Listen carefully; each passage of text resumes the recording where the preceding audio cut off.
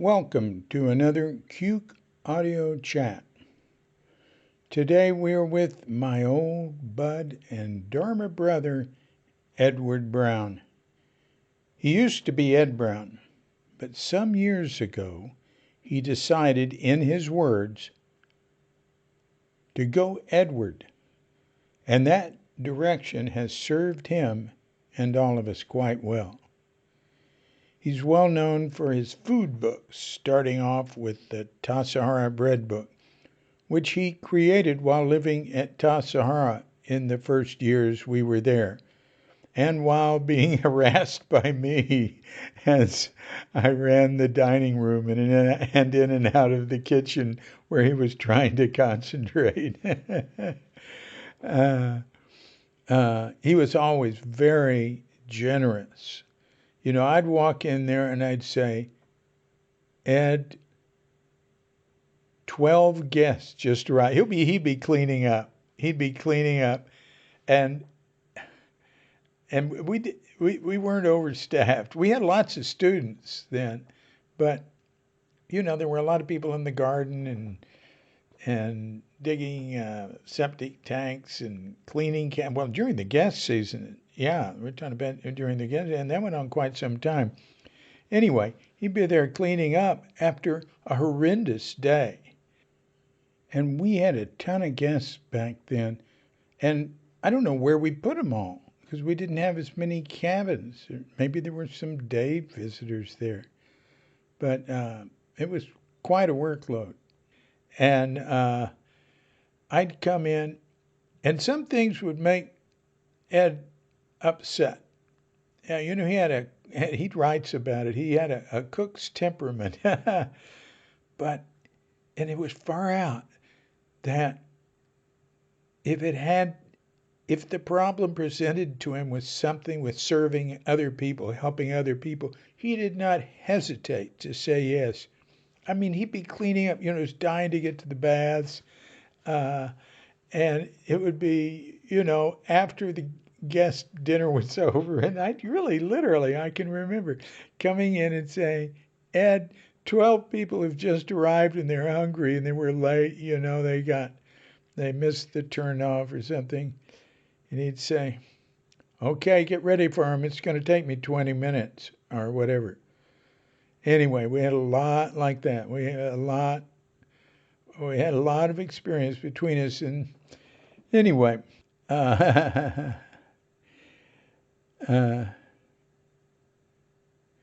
we were ordained together as Zen priests by Shunryu Suzuki shortly before he died.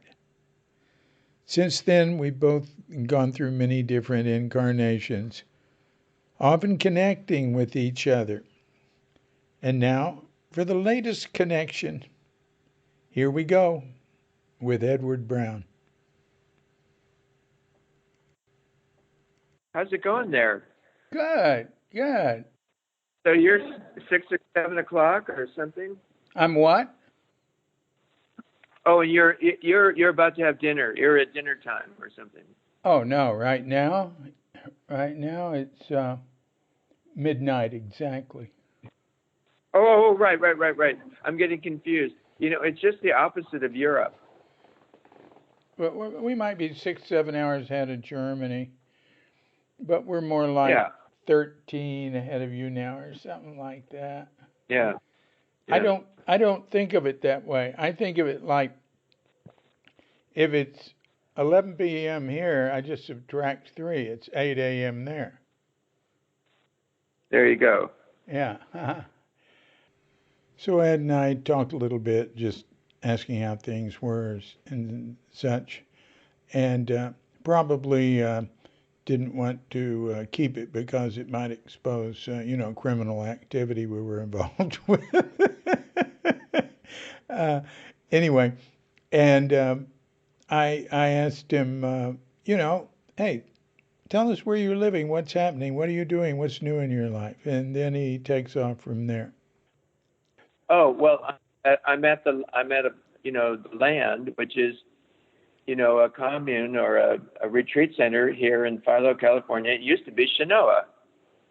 So at one Oh, point, it was owned by Paul and Melody Howler when they were right. still married, and Melody had gotten some money from, the .com bust, and boom, Yahoo.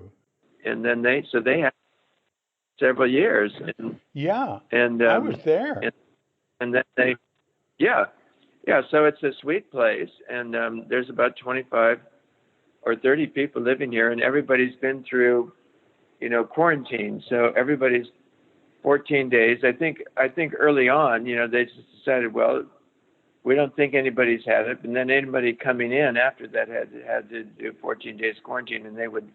So starting in March, they brought food to our door for a couple of weeks, and then eventually we were let out of quarantine. That's pretty good. And so, yeah, it's great. I was kind of surprised when I heard that Tassajara hadn't done that, because, and I talked to Albrecht, who's from Germany, and he was at the practice period, and he said, one day we're sitting there having a meeting, and 2 days later we're told to sit 6 feet apart. And what had happened, well, I don't know. So it's very confusing. I mean, I don't know. So I don't know about that, but they didn't decide, hey, we've been here for 2.5 months. It doesn't seem like anybody has this. Let's be careful about who comes in. Right. And let's have anybody who goes out, comes back for supplies, follow the protocols and so on. And Yeah. here, so anyway, that seems to be working so far, so good. They're very cautious, very careful about who's coming in, and Yeah. so, and they're, for a while they were having, they were doing retreats. At one point they were having wedding parties, and they're kind of shifting, I think, away from wedding parties. But now they haven't had any events since February or something. Mm-hmm. So, but anyway, it's a beautiful spot. It's there's I think it's like Tassajara it's 160 acres, I think. Oh. And there's houses and cabins and there's actual houses with bathrooms. We have a house that overlooks this gorgeous meadow, and then they have a garden, and then there's cabins, and there's houses, and then there's, in the better weather, they have what's called glamping. There's wooden platforms that then they can put tents up on, and they're when they're up, they're very well done. And so and then they wanted to have a Zen teacher here, and I had worked before with them, so Yeah. I said okay, because somehow this group of people, and I'm trying to present Zen, as something that you do with your life, rather than here's a form and you should do this form. Yeah. And you should figure out how to do the form well. Yeah. No, I did a posture clinic yesterday, and for one thing, and we call it a posture clinic. For one thing, we did, we've been sitting together since, I was up here in January, for 10 days or so. So we're sitting then some, and then including a 1 day sitting. And then I was back in February. And then when I came back in March, so they've all been sitting for some time. And I talk about posture, but this is the first I've actually, and just 6 or 7 people at a time talk in detail about posture, which is, because it makes much more sense to me that you talk about posture after people have had some experience. So they're really good to work with, because they're interested in things, and they're very receptive and very responsive, and they're not just assuming they don't know anything and that I'm here to tell them. So, I mean, wow, how good is that? So, Yeah. so I explained to them about the posture. This is something that you can practice, to have you're at the center. Each of us at the center. Sit down and be at the center, and have your full vitality and energy, and in the posture of sitting, and right here in the center of your life. And so when we talk about the posture as a way to wake up and have good energy and vitality and whatever you call it, chi, and rather than here's a form. And see how well you can do the form and whether you're accomplishing the form or not. Because I don't care whether people accomplish the form or not. I want them to wake up. Uh-huh. Uh-huh. Uh-huh. So, anyway, so it's quite interesting and fun, and I don't have to do that much. I go in the morning for an hour and 10 minutes, hour and 20 minutes, and then I have the rest of the day off, except that yesterday I did a posture clinic, and Saturday I've been invited to do my Change Your Handwriting course. So again, Change Your Handwriting isn't about here's the way you should be writing. It's not about penmanship.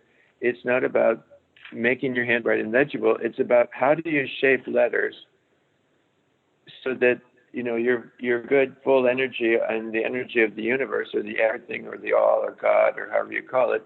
So all that comes through you and you're in relationship and service with that or connection with that. And it's been very interesting to me the other day. I thought about it because I practiced Change Your Handwriting a lot, and it took me about a year and a half of daily practice. And one day, it was so hard. My hand would no, we're not doing that. We're not doing that. No, that's not how you do a G or an A or whatever it is. And then one day, my hand just said, and of course my teacher said, it's not your hand, it is your mind. Uh-huh. At one point, everything just said, okay, however you want this done, let's do it. And the other day I realized, because at one point I had the experience of, looking at my hands, and my hands weren't my hands. Mm. And I said to the person I was with in Hands on Healing, I said, these aren't my hands. And she said, well, whose are they? Uh-huh. Which is so great, because usually if you say these aren't my hands, because of course they're your hands, you idiot. I mean, look, you're you. Those are your hands. And she said, well, whose are they? And I said, some big person's. Uh-huh. And then bless her heart, she said, well, where are yours? And I said, well, I felt around and well, they're in the elbows. She said what? She said, first she said, whose are they? And I said, some big person's.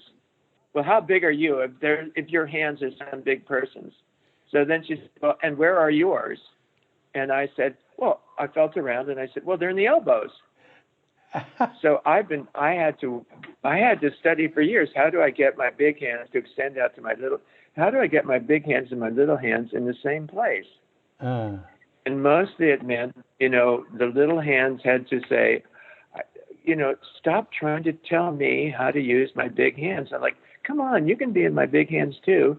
And I don't mind if you want to be playful and if you want to have, fun and, but help me out here and be with my big hands while we do this. And it took a year and a half of handwriting practice. And I think one day my little hands just said, okay, we're ready. We'll do it. We're with you. Wow. I think, so it's interesting. I think we have, little bodies inside our bodies, so to speak. And we get stuck there. And it's hard to figure out how do I connect that small body with this big body, or have the small body and the big body in the same place at the same time. And of course you can do that in sitting. So I want people to do that in sitting and not just be trying to do a form. Anyway, it's all interesting. What was the handwriting teacher's name? Oh, that's Vimala Rogers. She's still at it. She's been doing the Change Your Handwriting. Her best book, I think, is Your Handwriting Can Change Your Life. Wow. But she's also online, Vimala Rogers. And I think it's an extraordinary, she calls it a technology, but it's an extraordinary practice. Mm. It's something that you can do that will change your, on one hand, it changes your mind, it changes your life, it changes your life, which is what I liked about Zazen in the first place. I had been going to college and I wrote a paper and got an A. What's alienation and anxiety, and how do you get over it? And I got an A in the paper and felt just as alienated and anxious as ever. And then sitting, you can sit and things would change. That's good. So I like these practices, something you can practice, and your life changes. I know, and then and I've done a lot of yoga over the years, and now I'm doing qigong, and qigong makes a huge difference for me. It makes what? A huge difference. Oh, yeah. The qigong, just doing 30, 40 minutes of movement, and it, I don't know how, and the movement though is, I'm also appreciating, this huge shift from thinking that your awareness should be giving out instructions and directives and telling things what to do and how to behave, and having your awareness, cultivating the awareness that's capable of receiving. Mm-hmm. What's going on here? And I know it's just my latest way of thinking. Suzuki Roshi said, you would remember, let things come home to your heart over and over again, things like that. And so you're receiving sensation, feeling, information, and there's somebody to receive it. And more technically in Buddhism, that's your awareness is not becoming identified with the object of awareness and relating from it. Your awareness has enough stability to be enough core or presence to relate to things rather than identifying with them, and then you start to have relationship with things, and then you have connection inside, and you have connection outside. You start to be able to relate because you're not identifying with the sensation or the emotion or the thought as being you. And and I started talking back to my judgments and assessment. Yeah. You know what I do? I just say, shut up. Yeah. Well, if it works, David. Yeah. If it works, it works. Yeah. And if it doesn't work, then if you get into a big argument, like, who are you to tell me to shut up? Fuck you too. And and at some point, okay, you. So if it works, that's great. I can remember doing, Thich Nhat Hanh's practice, and Vipassana, where you note things. And sometimes I would note thinking, and then the next thing that happened would be my thinking would be to say, no, I mean it. Listen to me. Don't just note thinking. Note thinking. No, listen, thinking. At some point, that's not as argumentative as saying, quite as saying shut up, but it does quiet things down. So, if it works, it works. I mean, I think it's great. Yeah. Mm. So I also liked, I was listening to I Get These Things and Sounds True, that which, will eventually get us to the books. Oh, yeah.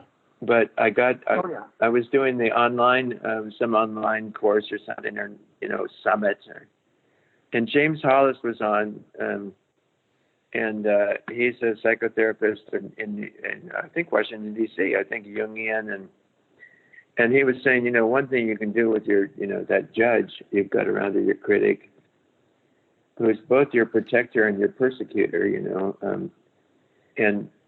and you say, kind of go inside and you say, thank you. I think when I was young, I needed you around. I didn't know what to do. I had no idea how to behave. You really helped me out. We made it through. Thank you for all of that. Tell me now, though, how old do you think I am now? Mm-hmm. And by golly, my inner critic judge says 7. Yeah. And then you get to explain, excuse me, but I'm 70 now, and I think you've been too busy assessing what I'm doing. You haven't noticed I've grown up, and I don't need the same judgments and assessments that were useful when I was little. And I think it's time you started talking to me as a grown-up and as an adult. And if you have some suggestions for me, fine, I'll consider them. But you're not. I don't need this business of having you around anymore, thinking I'm 7 years old. Wise up. Let me clue you in here.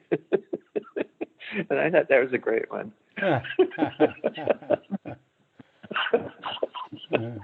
So that was another one that worked for me. Yeah.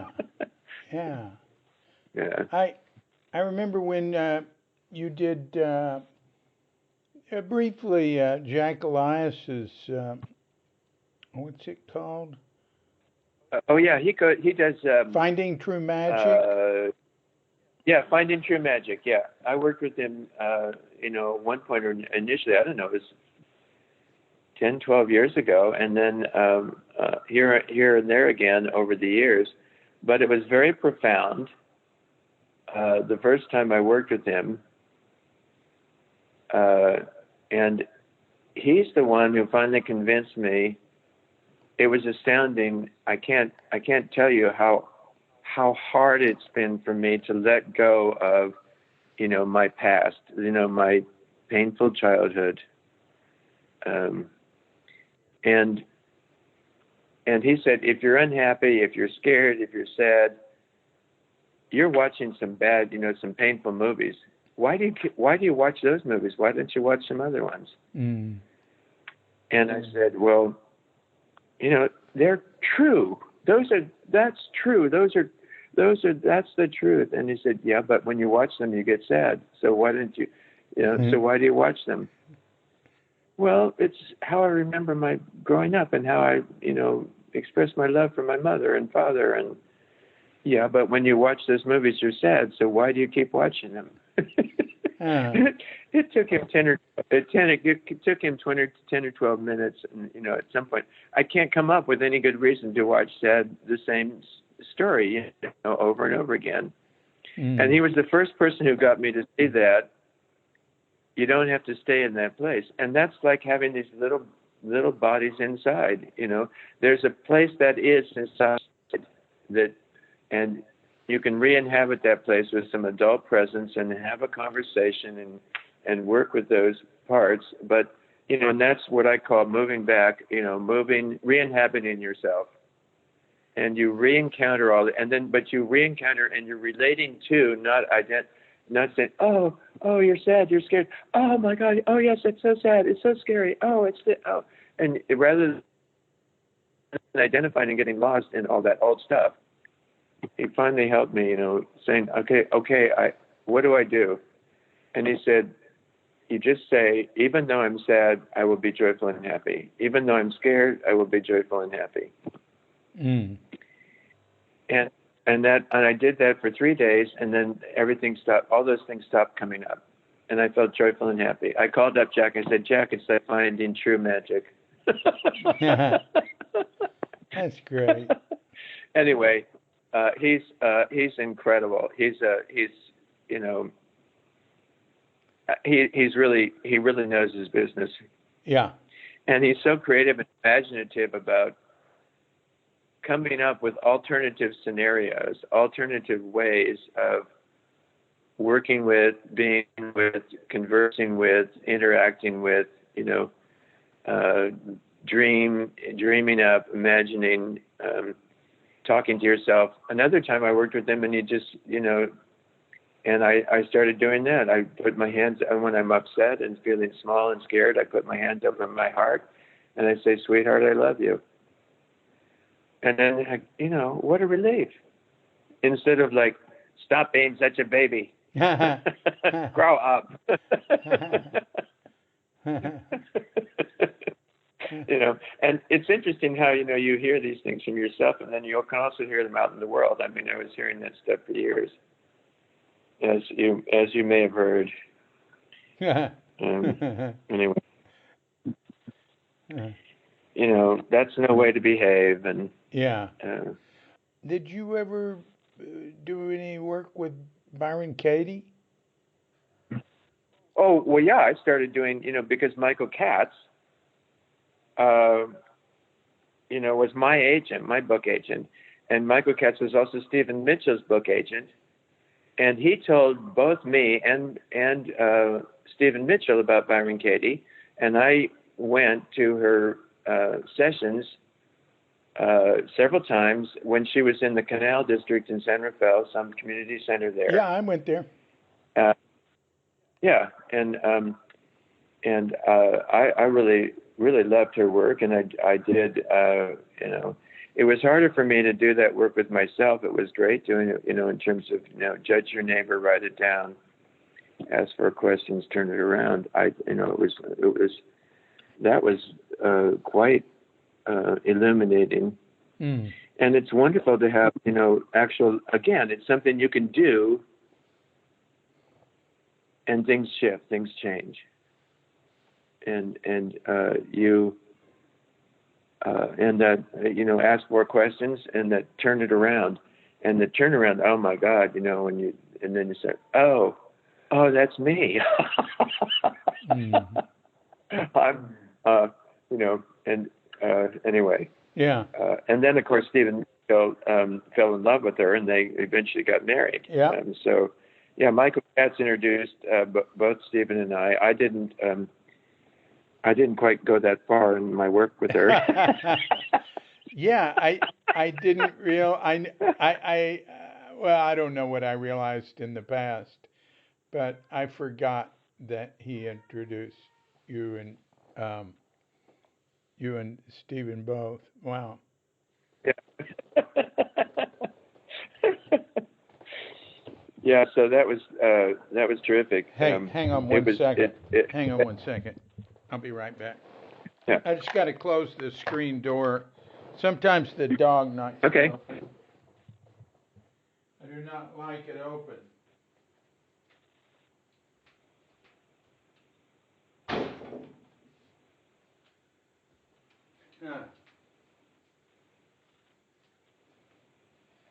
I have special latches on it to close it well so that when she runs through her doggy door to go protect us from something outside barking furiously, Yeah. it does not open the screen door because we do not want mosquitoes inside. Oh, no, we don't. No, we're not. This is great. Hey, what else? You're doing good. Well, so the other thing is, I did those other two books, but I'm working on another book now. Hey, wait. Let's get the names of those other two books. Okay. Yeah.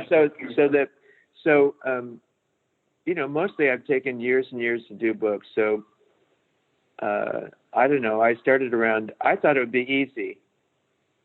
So around 2005, I started writing a book about food and cooking, and I thought, I know about food and cooking, or something like this. I thought, like, well, yeah, I've been working at this for a long time. I've been studying, and I know something about this, so I can put it out there. And it turned out to be very difficult to write because, again, like I'm doing more and more of, I'm not trying to tell people what to do, and then to write a book which is not telling people what to do.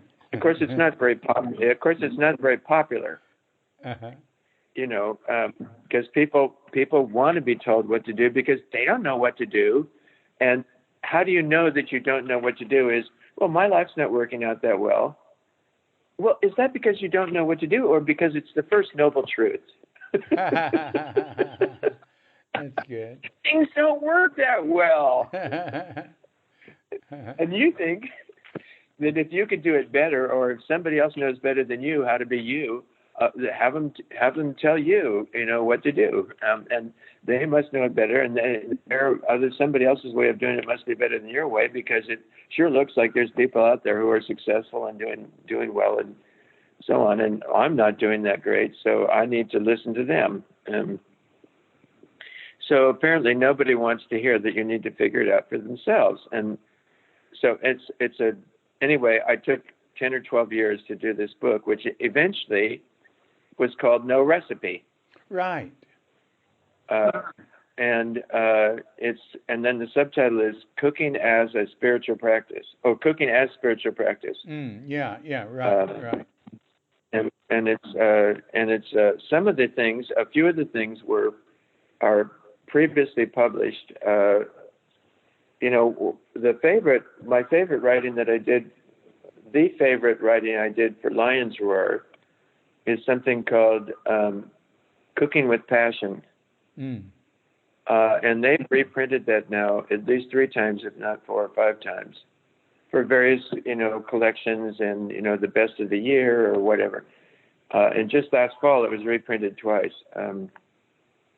Cooking with Passion. And I talk about in there that I'm not a big fan of mindfulness in the kitchen. Mm-hmm. Because and mindfulness generally, because is when people start practicing mindfulness, then they think that means you need to go slow and carefully, and they confuse being aware without judging, noticing, being aware, and making something quiet, peaceful, calm, serene, still, spiritual, to distinguish it from the profane and the noisy and the loud. And they confuse what mindfulness is. And then they say, when somebody leaves a mess in the kitchen, they say, well, that person they weren't being mindful. Maybe they were completely mindful about, I'm leaving this mess. I don't feel like cleaning up. And they're mindful about that, they decided not to do it. You don't know whether they. And so nowadays, so many people are using mindful to be like, oh, they're not doing it the way they're. And mindful is not judging good or bad, right or wrong. So we're not going to judge good or bad, right or wrong. We're just going to say you weren't being mindful. So that becomes a way to say that's wrong, that's bad, by saying you're not being mindful. So, I want people to cook. I don't care whether they're in accord with some vision or picture in their mind of what mindfulness is or isn't. And and it seems to me like if you're going to cook, are you going to be cooking? And if you're going to be mindful while you're doing that, is that the same thing as cooking, or is that something else you do along with trying to, while you're cooking, you're also trying to do mindfulness, trying to be mindful too. So I said, excuse me, but I'm a fan of, my teacher's teaching, she said, when you cut the vegetables. When you wash the rice. When you stir the soup. Now get on it, and put your full energy into it and put your passion into it. And, put your body and mind and your awareness and your study into it, and not, see how slowly you can do everything. In fact, of course, I was criticized when I was at Plum Village, because they came over to me and said, you're working too fast. Right. I know they drove Dick crazy, He said, going upstairs with Thich Nhat Hanh, it would be like one step on one stair, and then the next foot goes up on the next stair, and then you breathe. Well, it was good when he talked about it in New York City and the Peace March. Somehow he describes Thich Nhat Hanh doing that being like a bulldozer or something, and and how it shifted the whole momentum of the march, which nobody would pass him. So the whole day. So he had thousands, if not hundreds of thousands of people doing walking meditation and becoming annoyed, or not. No, who knows? Anyway, so that piece is included in the book, and then the piece is in here. The piece that got me in trouble with Zen Center is in here too. It's a bachelor. It's the bachelor party cooking class that I did. And so far, my editor said sounds true, and nobody has accused me of, the dastardliness, the irresponsibility, the breaking the precepts of, softcore food pornography. Nobody's accused me of that, which sounds true, and I haven't gotten any angry letters, from readers saying, how could you mention, putting asparagus up the middle of the platter and then the mayonnaise around the end there, and the suggestive nature of that. How could you have, described that food as being possibly suggestive of, anything to do with sex. I mean, that is wrong. Nobody's been bothered by this. Yeah. Except, our old friends. Yeah. Yeah. So Well, anyway, that's a very it's a American lovely problem, I haven't been in America in a while, but there ain't any of that here, or Japan, or it's very American. Yeah. Uh, Yeah, it's interesting. And it's not just anyway. It's also just basic sensuality and touch and connection, resonating with things, vibrating with things. No, you're supposed to relate from your head and tell it what to do and what not to do, and you get the instructions, and then you try to tell your own body mind, and you try to tell the world what it should be doing and what it shouldn't be doing. And if that doesn't work, get some better directions to pass out. Get some better instructions and get a stronger, boss or whatever. And then, or you can moan about your resistance to the authorities or whatever, and I just can't do it right or something. yeah. Well, it's it's the top down rather than can we actually relate and enjoy, the sensations of the breath, whether it's Thich Nhat Hanh or, my idea was we can enjoy the food. Yeah. And Thich Nhat Hanh said that too. Let's enjoy the food rather than let's eat this food just as medicine. And I know that, so that comes up here and there. And anyway, so I'm much more interested in connection and relationship and intimacy than I am in getting things to behave according to some, who knows where that the standards come from, whether they're the authorities out there, the big people we grew up with, or at this point. And it seems, and to me that's liberation. At some point, liberation is realizing I have choice. You have choice. I heard this great thing, and wonderfully, I'm just coming across these things one after another, but a day or two ago, I was going through Solzhenitsyn's quotes. Uh-huh. And because I was looking for the one where he said, wouldn't it be great if we could identify evil and the people who are evil and eliminate them? And then he says, but unfortunately, the line between good and evil runs right through the middle of each person's heart, and who would want to eliminate part of themselves? Yeah. So I was looking for that one, and I came across another one, which is kind of like, and it's kind of like, sometimes, I mean, it doesn't have to be Buddhism. I mean, people are brilliant and wise and compassionate and enlightened all over the place. Yeah, absolutely. And he said, each of us is the center. Each of us is the center. So there's a lot of different centers. Yeah. Oh, Solzhenitsyn said that? Yeah. Yeah, that's good. Well, that's dharma. Yeah, it's dharma. Each of us is the center. Yeah. And then of course we're trying to figure out I'm at the center here. I want it to be one. Or there's these other centers. How do we relate to these other centers? Or, anyway, at one point he says, there are all these centers, and do you realize, what's really devastating is when you hear that voice that says, you are under arrest.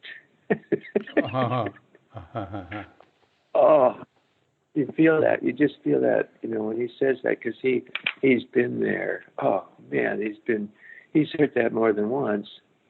Yeah. But I think a lot of us have that voice inside. You are under arrest. Yeah. And you don't know. You don't get to make the choices.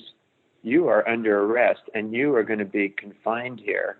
and you don't get to open your mouth, and you don't get to move your body, and you don't get to have fun, and you don't get to this, and because it's spiritual, or because whatever, because I say so, or Yeah, I'm in charge here. You're not. I remember So Solzhenitsyn said, "Well, once they've got you, there's nothing you can do but say, 'My life is over.'"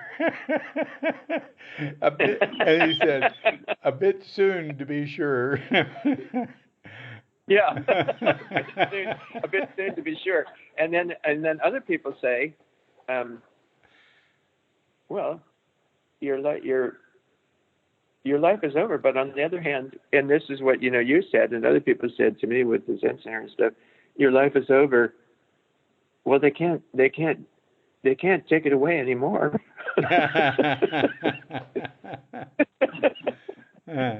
So, in a certain sense, adapting to your new circumstances, you like, well, within these circumstances, okay, I'm free again. And he was a survivor, so he must have gotten, not just a little soon, and yeah, like let's see how we can manage this. Yeah. Well, he managed to hold on to his dignity somehow. Yeah.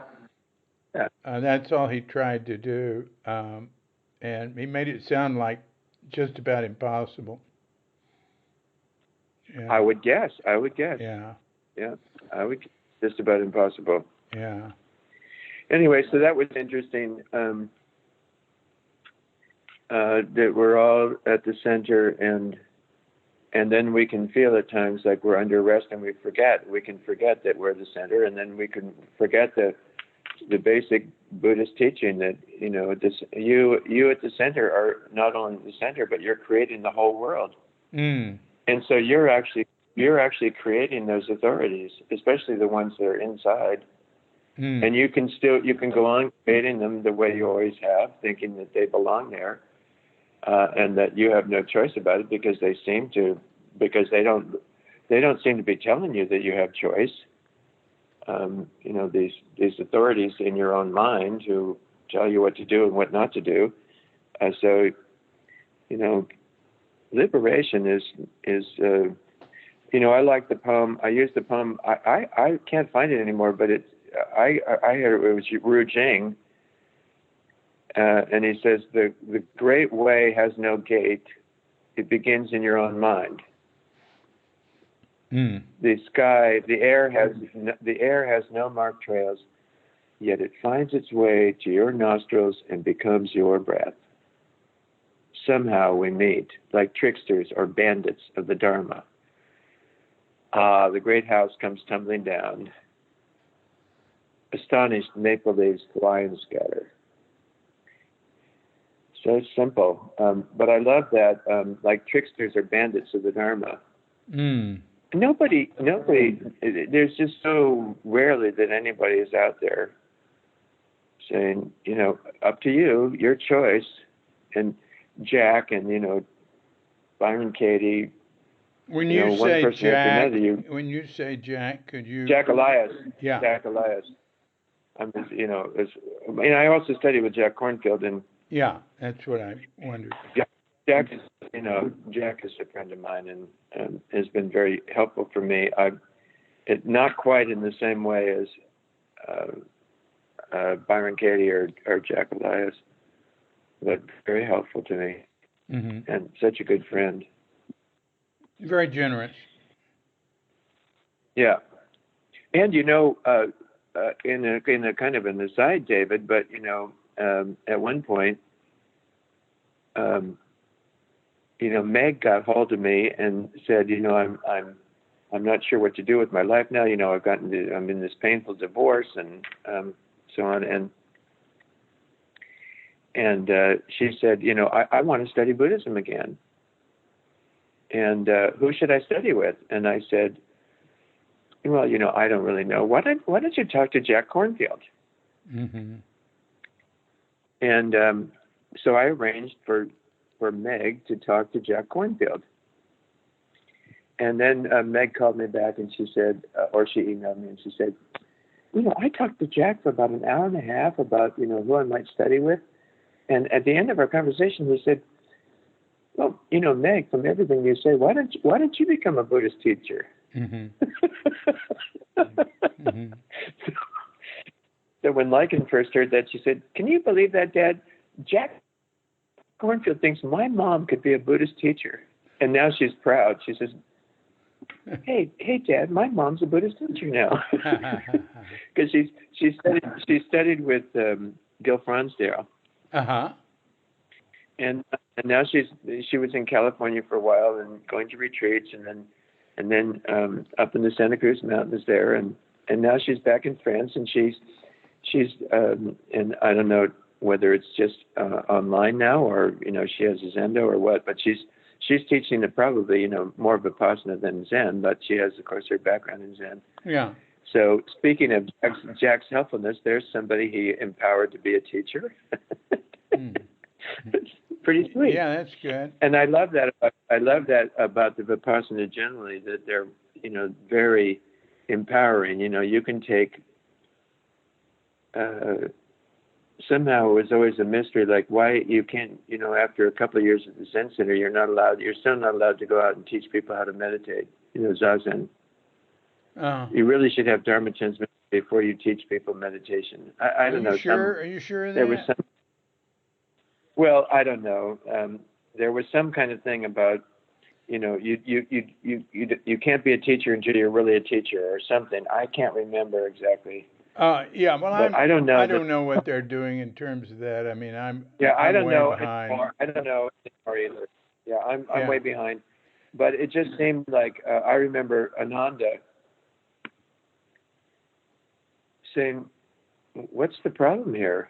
I remember Ananda saying that after 20 years or 30 years of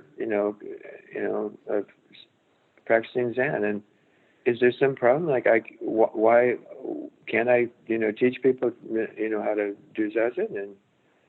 And so I remember he had that confusion, at least back then. Did you have permission or not, or could you just share something, or what was the deal here? Yeah.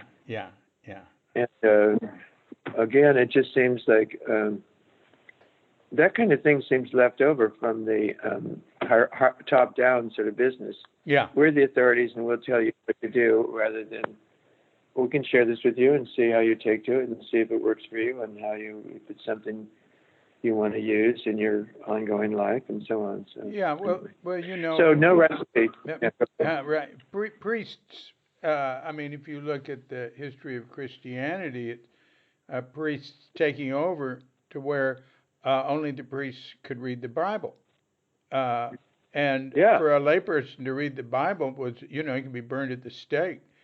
That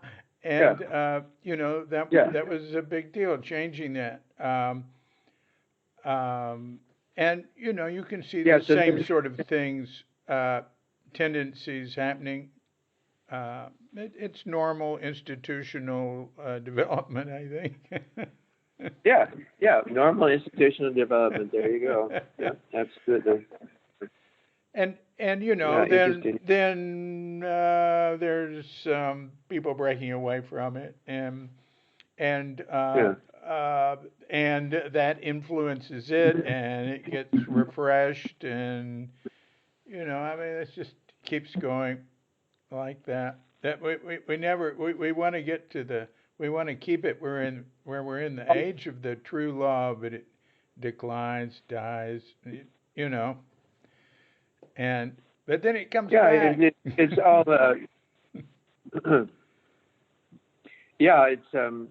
it's pretty wonderful that there's all these centers, and then they kind of come together and go apart and reconnect, and so there's a lot going on, and what we haven't figured out over the centuries is when you have these kind of hierarchical structures, how do you tame people are good at subduing or burning at the stake, at those underneath, those who don't have power. The authorities, the higher up in the hierarchy, are good at subduing or eliminating in medicine, it's called identifying the pathogen and killing it, is the model for Western medicine, rather than the acupuncture model is create an environment in which pathogens can't flourish. Mm-hmm. And there's something to be said for both of these ways, Mm-hmm. but, because you and I both know, and you had a heart procedure at one point, and Yeah. people have, Michael Katz was saved, by Western medicine. A couple of times. Yeah, his a couple of times. was way serious. Yeah, way serious. I mean, you sprung a hole in the aorta, and you're going to be dead in a day or two if they don't fix it. Right, and it was just a miracle that it was discovered before he died. Exactly, and it was a miracle that it was discovered, and the whole story is just one miracle after another. It's a great story. Hey, it's a great story, yeah, absolutely. I get him to tell. I don't think I could get him to tell it though. But it is a good. Well, I may have it written down someplace. I don't know. Oh, I know it in my mind. But yeah, I know it in my mind too. Yeah, I mean, out in the sailboat and the whole thing. And right. Nina, yeah. Sending him back, and then Nina having the friend who was who was working Howard. for a doctor. Yeah, I know him. Howard. And he just gotten a cell phone so she could call these first people. day. Unbelievable. Yeah. And then the doctor who identified it. Oh my goodness! And even though he said he was rebellious and ate the oatmeal for breakfast, and she had a hard time hearing what was going on with his heart because of his stomach gurgling. And now that's a detail I don't remember. Very good. You just added one. But the doctor said, I think I know what's going on, but I need to check you again in the morning or something. And so don't eat anything in the morning. And he said, screw it, I'm having some oatmeal. Oh, really? That's bad. She found it. She found it anyway. Anyway, that's what I remember. Wow. Yeah. So and then if I'm tired, or if I'm having digestive trouble, or if I need more energy, if I want, the Western doctors like, oh, we'll give you some B12 shots, and but the Chinese medicine I can get, I get acupuncture treatment, and I'm energized. I get herbs. I feel better, and and your things are back in harmony, which is different than let's find out what's wrong and fix it. And even if when you fix what's wrong, we don't care about the side effects or the collateral damage. So you put that out in the world, and we can do this in ourselves. We keep trying to identify, because we have this model. How do you do life? You identify what's wrong and fix it. That's the model, rather than how do I create an environment here in Ed Brownville where pathogens can't flourish, and where things feel welcome, and I can make everything and feel at home here. And how do I do that? Because if you're always busy identifying pathogens and killing them, you're also having side effects and collateral damage, and you're always on guard for the next thing that's wrong, and you're always trying to spot it. And when can you relax and actually enjoy your life? I don't know. Anyway, so there's something to be said for other models. Yeah. Well, even though it's become so effective that we have friends who are still with us because of this whole way of looking at things. So interesting. Anyway, there are people like Andrew Weil who have tried to find what works in Western medicine, what works in Eastern medicine. He's put an enormous amount of energy into that. Yeah. I just read a wonderful book recently, A Human Heart, Cosmic Heart, which is somewhat related to this, and it's by a physician in San Francisco, Thomas Cowan, who studied anthroposophy. So he's not dismissing. He's a doctor. He's a physician. He's not dismissing Western medicine, but he says, you're really going to do after having this. He's not as rigorous or orthodox, with the Steiner's business as he used to be. But he says, all in all, what is going to keep you from getting sick is if you live a healthy life. Yeah. And where does the health come from? Well, that's the food you eat, that's the ground that's where you walk, that's the air you breathe, that's the water you drink, and so he's anyway. But he's in his way too, wanting to find things that help people, and at the same time things that help people but don't destabilize the environment. Oh, Yeah. and the interesting thing about that, David, is in his book, according to what he says, and I didn't check the notes and I'm not going to go look up the citations, but No. he says that there are some studies now that show that arteriosclerosis is probably the result of a heart attack, not the cause of the heart attack. So when a part of your heart dies, then the arteries feeding that get arteriosclerosis, not that the arteriosclerosis caused that part of your heart to die. Huh. And his understanding, which you take or don't, or take into account and whatever. But his understanding is that heart attacks are not related to fat, cholesterol, and arteriosclerosis, but are related to being way too much in sympathetic nervous, fight, flight, freeze. Get it done, grow up, compete. Be it you're either a Viking or a victim. All of that stuff. Where you're always pushing, competing, and you're not doing enough of the rest and digest. And you need to be doing. You need a good balance of, you're going to work hard, you're going to get things done, and you need to be able to relax, and rest and pause, whatever you call that. Pause. Go for walks. Do something that you enjoy. A good meal with friends. Relaxing and enjoying things, and visiting and conviviality, and which it may be that as some people have pointed out, as soon as you say in the Great Cholesterol Con, he was talking about how anytime you say something that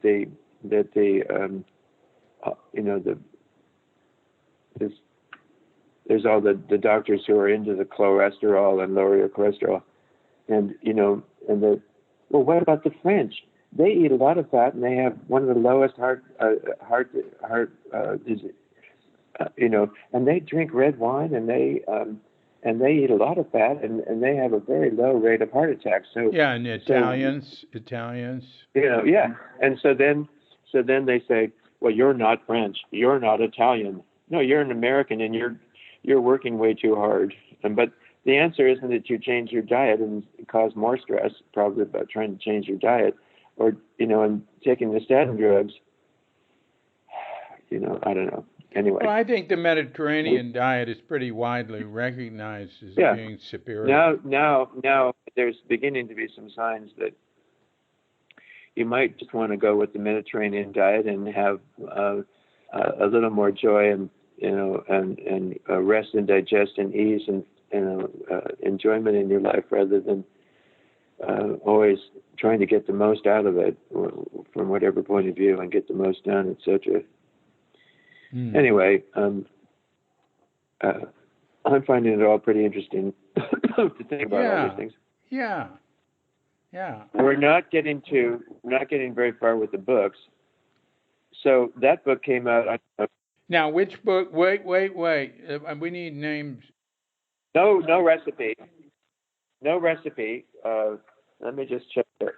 But wait a minute. What do you mean? You finished No Recipe? That's been published. That's right. So that's what we're getting. And then so that came out in 2018. So then last year in 2019, I had another book come out. Yeah. Which was called The Most Important Point. Yeah, that's the one I expected to hear about. So that's Danny's book. Danny. Of course, I'm in touch with Danny Parker. And, amazingly enough, Danny spent Danny is just an amazing presence in my life. I mean, and he's such a sweetheart. Yeah. One time he told me, he said he went to the session at Berkeley, and he said, Ed, afterwards he said, Ed, the pain just never let up. It just never went away. I mean, after 3 or 4 days, it gets easier. It never got easier. And so then I realized, anyway, if nothing else, I could be kind.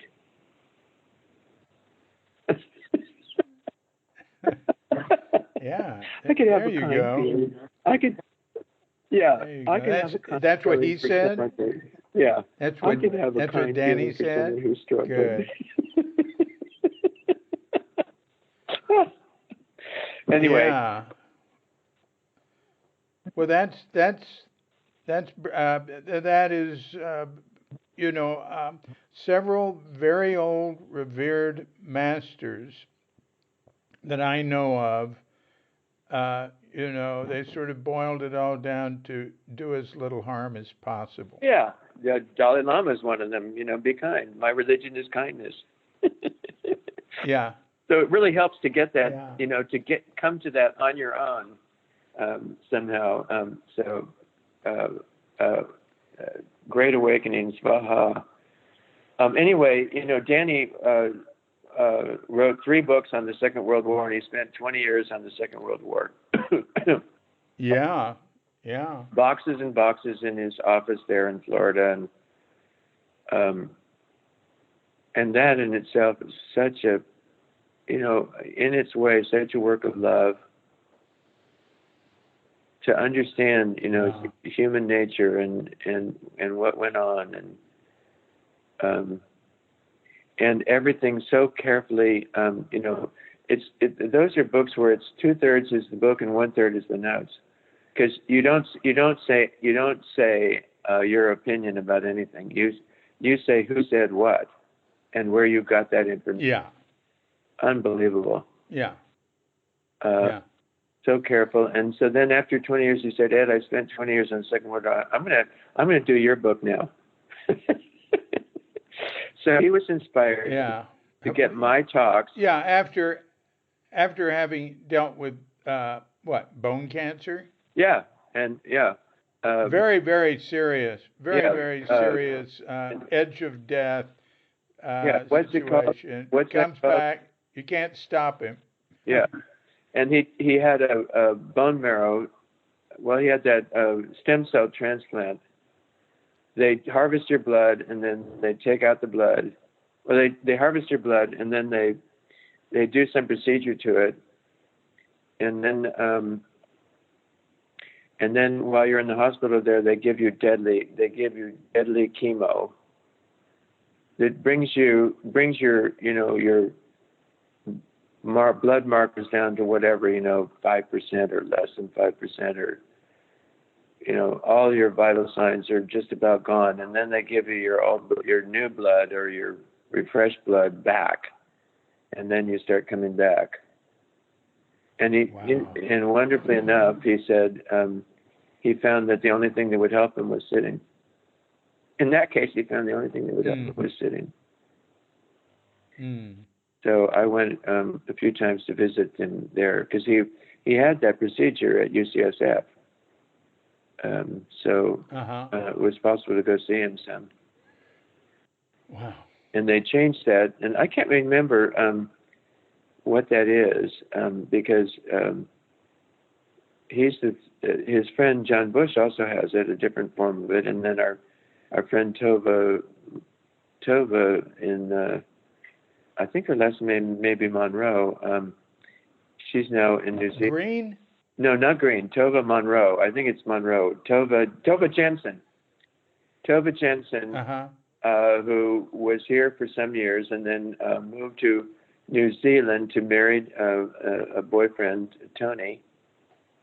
And then she ended up having, I can't remember what the technical word is, but she got it. And And what happened with her was then her heart almost stopped because it affected her heart, and the heart got overgrown and the muscles almost stopped working. Anyway, it was all very complicated. So 3 of my friends have this, and it's not melanoma. Oh my gosh.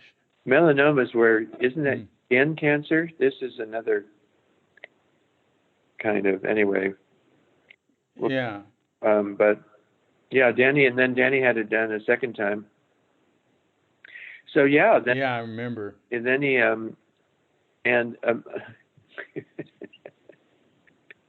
it was funny, he went to the hospital and at one point they wanted to do a biopsy, and they got him all numbed up and they injected him, and then they said, "Oh my God, we can't find the kit for this." Oh, how terrible. Yeah. Oh, so then when he was going to have the stem cell redone, I said, "Well, you want to make sure." They said, "Well, we'll just use the blood from before." And they'd been keeping his blood from after the first procedure. They've been keeping it, at complete freeze, whatever that is, minus 273 degrees.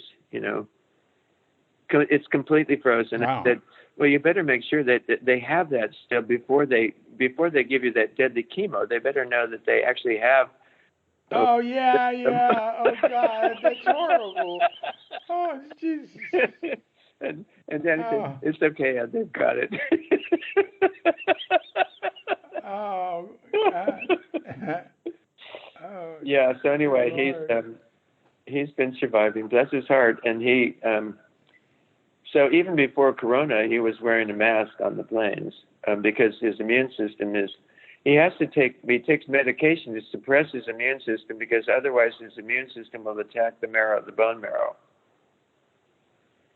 Really? Yeah. Otherwise the immune system attacks itself. It's the cancer of the immune system, whatever, or of the bone marrow, I think, so. Oh. Anyway. Yeah, so he decided to do my book, a book of my lectures, and he's actually did 2. He listened to over 300 lectures, going back, I think, to 1974, possibly before. Lectures that I had and that the Zen Center had, and Tassajara and Green Gulch, and the Vipassana people. Anyway, he listened to as many lectures as he could, and then he picked out ones to edit. One. He picked out one. What's that? He picked out one? No. He picked out lectures. It ended up being 90 lectures that he edited. Oh, yeah. Okay, I misunderstood. Yeah, he picked out 90 lectures to transcribe, and then he edited them, and he said, "While I'm editing them, Ed, don't bother me. You can see them when I'm finished." And so right from the start, basically, I said, "It's your book. It's your book, Danny. I trust you." And so then, kind of at the last minute, I spent, 3 or 4 days going through the manuscript and kind of fine-tuning it, because there's a certain degree of understanding or clarity that I wanted to have. There's a certain amount you convey when you're talking. It's just talking, and it's being with people in the room. And, it was a little different when it's in words. So I wasn't going to go back and check on what he left out of anything, just with what was left.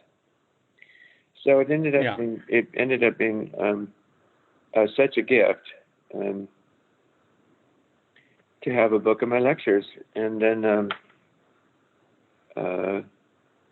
a student of his, Sally Sangye, worked on it as well with him. And then an editor I'd worked with at Yoga Journal is now doing freelance, and worked. What ended up being my editor, Sounds True, asked her to help me with this, Vestala. So it was quite a wonderful book to work on. And it's very hard for me to say much about it. Every so often, I sent out the manuscript. Sounds True said, "Well, you need to get some blurbs," and I sent it out to 14 or 15 people, and And everybody wrote back and said, this is wonderful. And Brother David wrote back, and I said, Brother David, I know this isn't your tradition, but and I'm not exactly orthodox in my tradition, but maybe you could look at this and see what you think, and take a glance here and there. And Brother David wrote back and said, I couldn't put it down. I had to keep reading. This is terrific. So oh, that's great. Yeah, I just got such positive responses, and then every so often now I get somebody says, oh, do you remember Carrie Smith?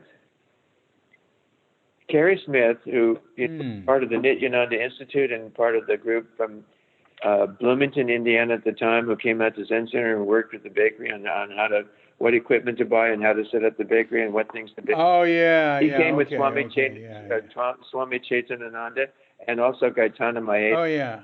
Gaetana now is, of course, the head of the Buddhist Film Festival and, works a lot with movies and stuff.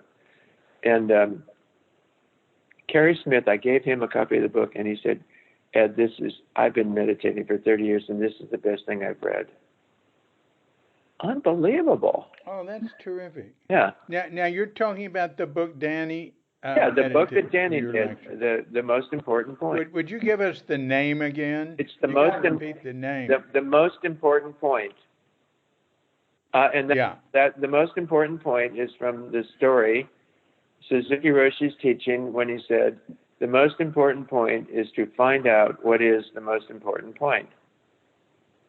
Right. And so Danny liked that for the title of the book, even though, and then Sounds True said, you can keep the title if you want, but got to say, Adyashanti's our guy, and his book is going to be coming out about the same time. It's called The Most Important Thing. And Danny said, ours is, we'll keep it. So I don't know. I don't know if that was a good idea or not, but Danny liked Most Important Point. And Kaz Tanahashi said, Ed, isn't that kind of arrogant, the most, presenting like the most important point? And I said, but it's Suzuki Roshi's teaching. The most important point is to find out what is the most important point. And he said, well, you could have called it Finding the Most Important Point or something. And I told Danny about that. Uh-huh. And, and Danny's,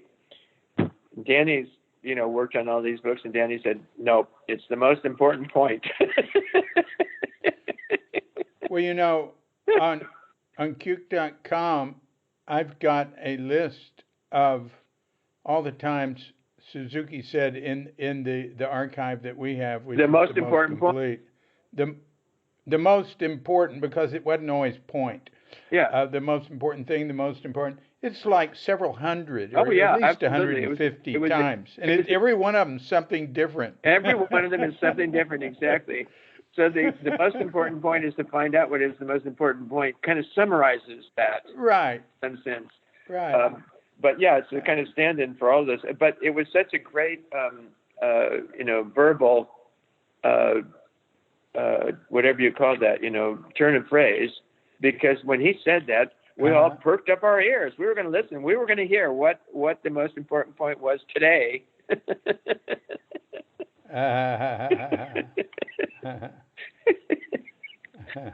What's the latest in the important thing or the important point?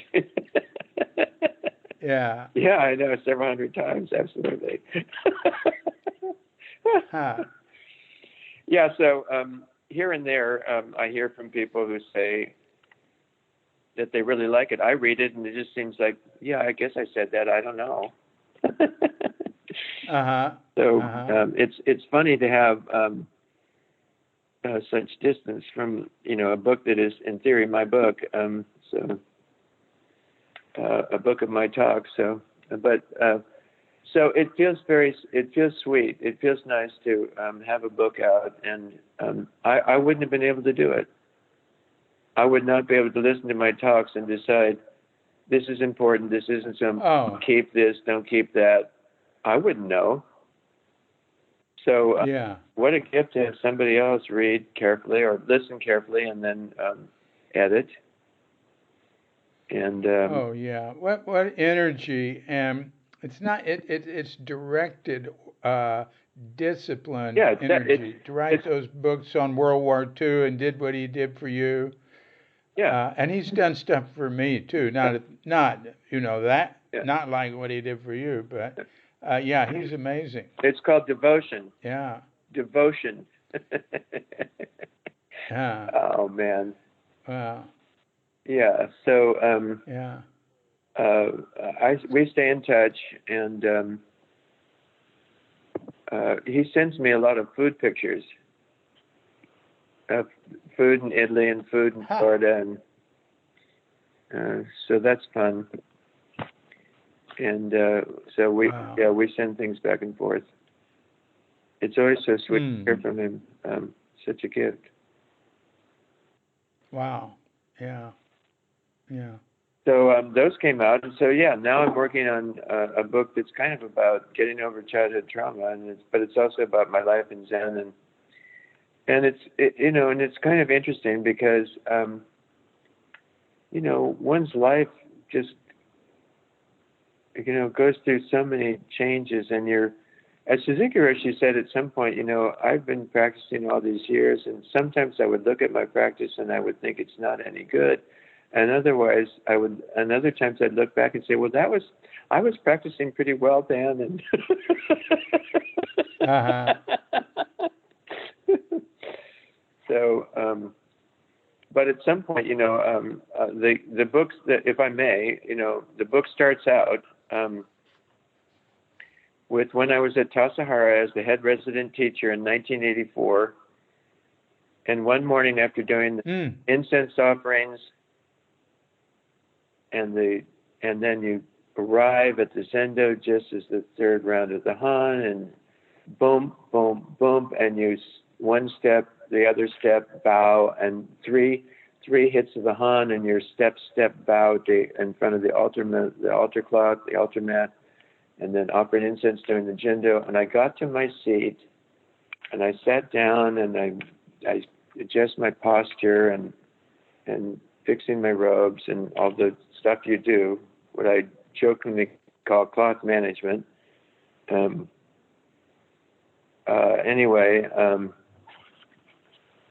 And then I started thinking, well, what shall I work on today? Because this is our way of thinking, what shall I work on today? How am I going to advance in my practice? Concentration, equanimity, mindfulness, compassion. What shall I try to cultivate and develop today? Wow. And then I hear this voice that says, why don't you touch what's inside with some warmth and kindness? But in a sweeter way than that. Why don't you touch what's inside with some warmth and kindness? And before I could think another thing, my face was sopping wet and the tears were dripping onto my okesa. Oh, wow. And then that little voice said, it's about time. 19 years of Zen practice. 19 years of getting it right. Of looking good. Of being impassive, or, whatever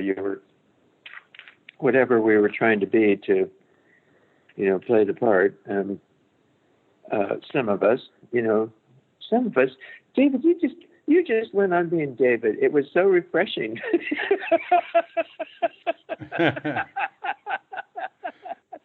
You didn't buy into all this stuff the way that so many of us did. Anyway, so about a month later, I talk about, how that happened, and, and I'm calling the book, Are We Here Yet? Cool. And that's actually from a T-shirt that Danny Parker sent me that said across the front, "Are we here yet?"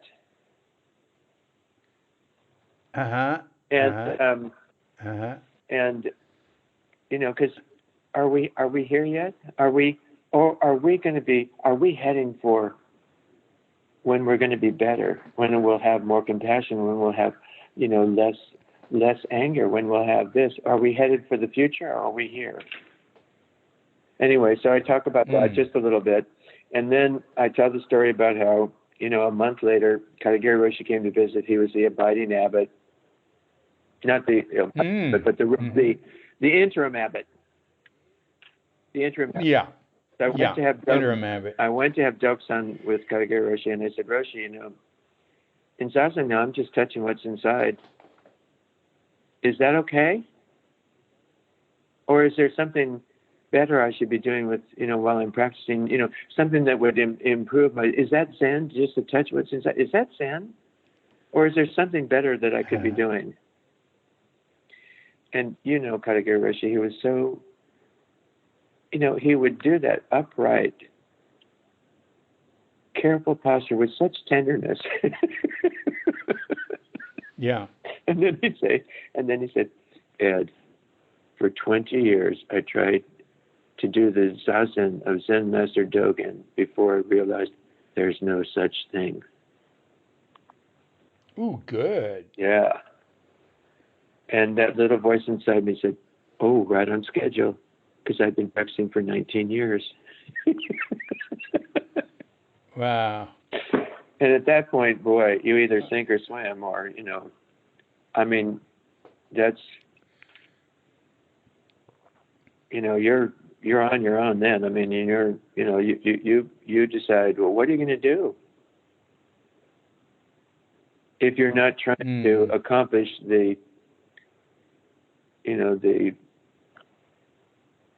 get the degree that's laid out there, or get the certificate, or, what Trungpa Rinpoche used to call the credentials. Still looking for you got your credentials in order? Anyway, my book starts out with that, and how that changed the trajectory of my life. And it wasn't long after that I left the Zen Center for the first time. What'd you do then? Oh, well, all kinds of things. That's 1984, so that's 45 years now. So it was really challenging. But that's what my book is about. That I realized, little by little, I realized that I was a damaged person. 20 years of Zen practice, and I was a damaged person. And when I touched what was inside, there were just tears flooding out.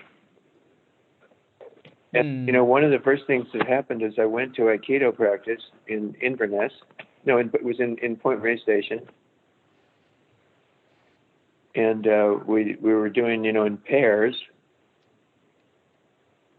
And I was supposed to be the attacker for this, and there's this young man. Here I am, 40 years old. I've done 20 years of Zen practice. I must be pretty cool or something, or I must have gotten there. And I hold out my hand, what I'm supposed to do I'm attacking him. And here's this young man, and he's 26 or 28 or something, and he says, well, put some energy in your hand.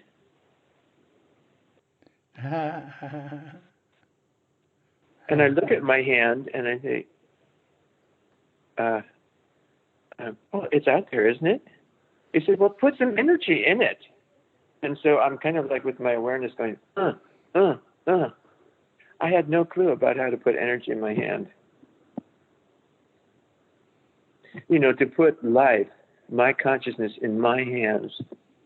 I could do that if I was in the kitchen, if I was making bread, if I was doing stonework, but just standing there and in an Aikido class, I didn't have a clue how to have energy in my hand. Oh my God. It was unbelievable. And over and over again, I discovered things like this, that I had work to do. I had to figure out how to be in this body, in this place, at this time, how to grow up, how to be a grown up, how to be an adult, how to, So and that's what, and then somewhere in that I discovered like handwriting. Change your handwriting, and I think, and then and I've done other things now where you get some energy, you have energy in your hand. When you do hands-on healing, you have to have energy in your hands, but you you don't have the energy in your hands to do something. You have the energy that's listening in your hands. And that kind of energy. So I had to re-inhabit most of my body. A few places had been cleared up from sitting. I had an extraordinary time one day moving my awareness back into my heart. At one, there's a story to it, which will be in the book. I'm getting to it. I'm just about to that part of the book. This book, for the first time, actually made up a kind of an outline, so which is very helpful. It turns out, and I know what I'm writing now, and I'll be writing that in a few days. But I'll tell you just the brief version, or the verbal version. I called up my hands-on healing therapist, for lack of a better word, worker, and I said, I'm feeling so horrible, so awful, just terrible. It wasn't until, it took me about 35 or 40 years to realize that a lot of what I've been feeling all those years was called shame. I didn't know that I had shame. I didn't know that that's what you called it. And shame is so insidious. And when you're in shame, that's when you go into your cave, and you have to hide, and you can't show yourself in the world, and whatever. But anyway, so Barbara Jean said, well, come on over, and tell you what, I'll give you a Watsu session. Do you know Watsu? Yeah. Watsu. You might explain what it is. Watsu is where you have like a hot bath, but it's just about body temperature. It's not like a hot tub. It's like 98 or 99, not 104 or 110. So and it comes up to, when you're standing in it, it's about, it's not quite, maybe it's 4.5 feet, maybe it's 5 feet, it's not quite 5 feet, I don't think. So you can easily stand up in it, and your head's above water. And then the practitioner stands there, and you lie on your back and you float. It may have a little salt in it to help you float. And the practitioner holds your chest up a little bit and holds your head and neck, and then moves you this way and that in the water. I don't know how they do it. I mean, sometimes, it's just kind of... Well, I've seen a lot of it because it comes from Harbin Hot Springs. And I think that's where it comes from. That could be. I've seen it there. They have a pool there, or they did. I don't know. I mean, the whole thing burned down, but they had a pool there, and people would be doing that. It was neat. Yeah, and you float, and then and you're talking, and at some point I started getting tired of lying there and being in the water and being going this way and that way and floating here and floating there. And I thought, how am I going to get out of here?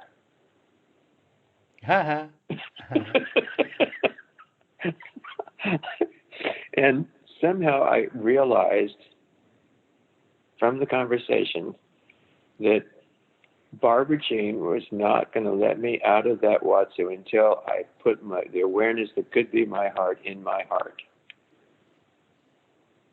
And that seemed like the most painful thing you could possibly do. To feel, like, to put your awareness in your heart, you would just feel horrible, horrible pain. For me, it seemed like it would. And finally, I was on the verge of screaming, and oh, well, I guess I'll take the plunge, and I'm going to move my awareness that could be my heart into my heart.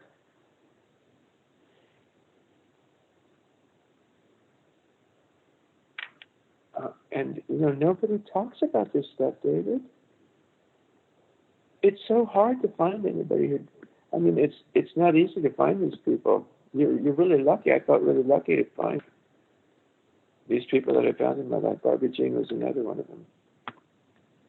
And I got my... Where was she But Where that was was she she located? had been part of integrated awareness, and she still lives south of Katati.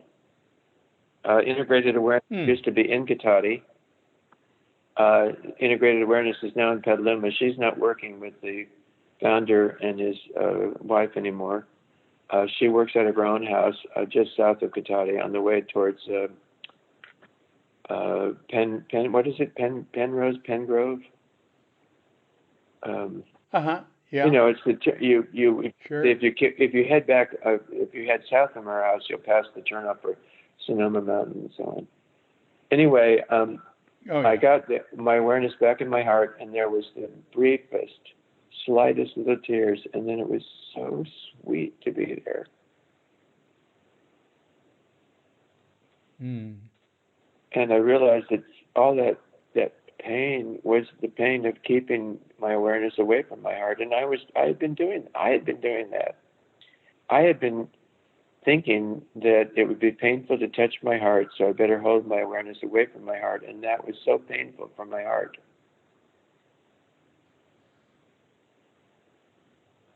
Or for my, whatever it's painful for, to. Was this 84? It's, well, 84 is when I was the teacher at Tassajara. Oh, so this, well, 85, you and I were together at Green Gulch. Yeah, that's right. So then I left Zen Center in the fall of 85, and then I said, I want to come back. And they said, okay, well, you can be Tonto here at Green Gulch. So 85, after a few months out, I came back and I was Tonto at Green Gulch. And then that didn't last very long, and I left again after 5 or 6 months. I have a few stories about that too. Yeah, and thank you for that reminder.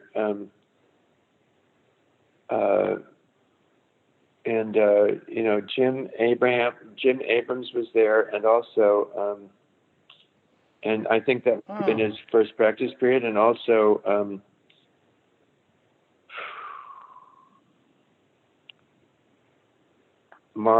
What's her name, who lived down near Beach, who used to go and visit? The husband, what was his name? Oh, you mean Lee DeBarros. Lee DeBarros was was starting Zen practice then. Lee DeBarros and Jim Abrams both started Zen practice, I think, that spring, and with the practice period in 1985.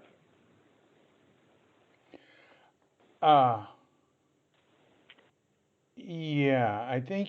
Are you sure? Well, anyway, yeah. That's what I remember. Are you sure you mean Abrams? Well, maybe not. I think of him being there, but I think one or both of them was there, and then also a man named Shamsul. Shamsul, yeah. He was. I still hear from him sometimes. I haven't heard from him. Do you hear from him?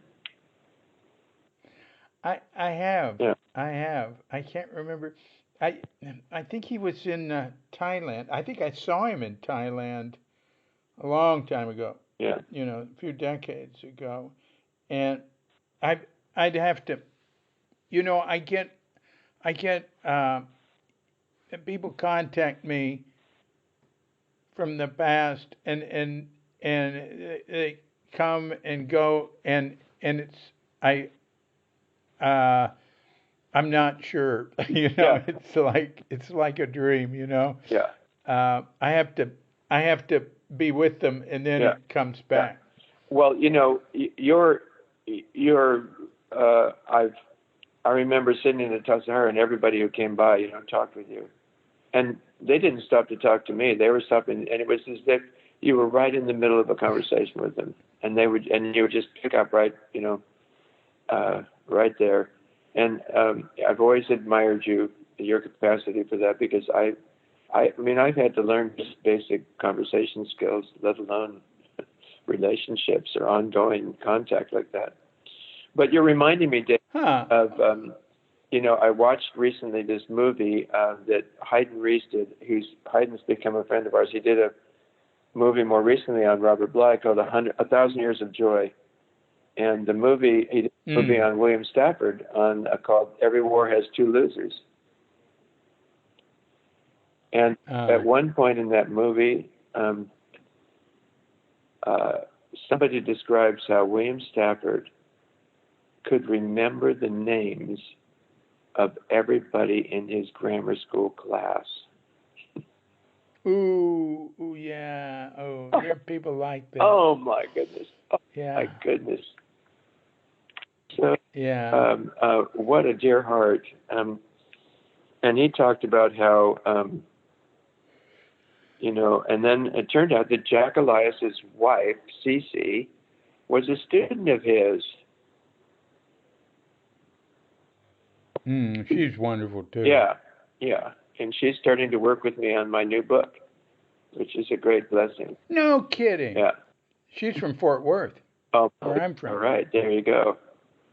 So, so between her and then in the movie, they talk about how William Stafford talks about how he learned to just say when people say things to him or show them their writing, he says, and somebody's asking him, like maybe it's Robert Bly, because there's another part on the same CD of Robert Bly and William Stafford together, and it's so amazing to see big, gruff, burly, bear-like Robert Bly with this soft, slight gentleman about a foot shorter. And Bly says, "What do you tell them what's wrong with their writing?" And he says, "They know. They'll get to it."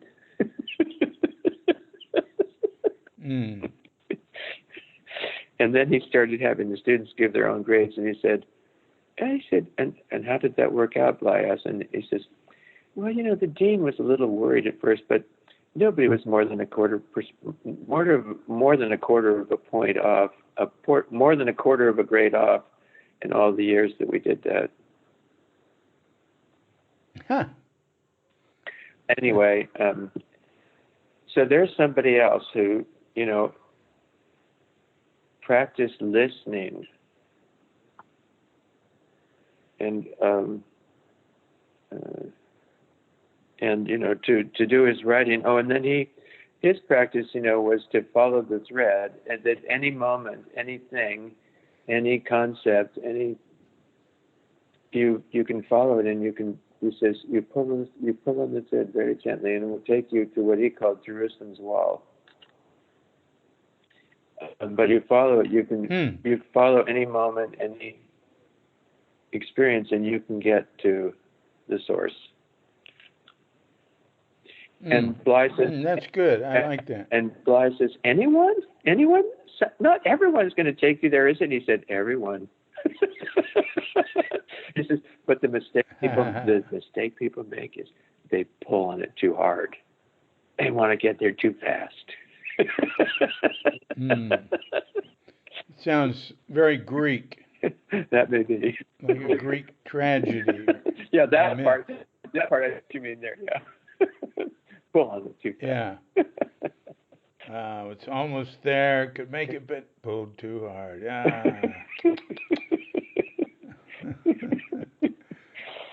Oh boy. Anyway, it's lovely talking with you, David. You resonate. Yeah. Yeah. I like this. Yeah. I like this. It's good. And it's such a great thing to be doing at this time.